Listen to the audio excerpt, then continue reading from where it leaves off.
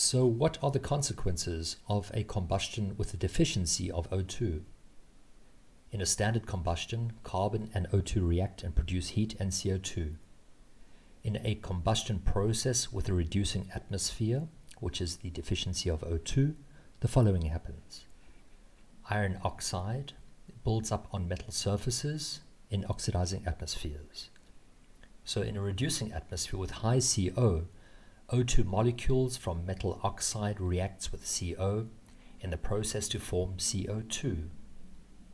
If sulfurous coal is burned under such reducing conditions, sulfur cannot oxidize to SO2 and reacts with iron to form iron sulfide.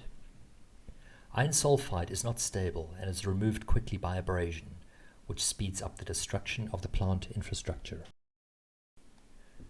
So, oxygen deficiency after combustion results in mechanical destruction of the plant infrastructure, such as refractory linings, furnace walls, boiler tubes, and more. Looking at the picture, this is a cracked boiler tube after approximately 2 years in a waste incineration plant.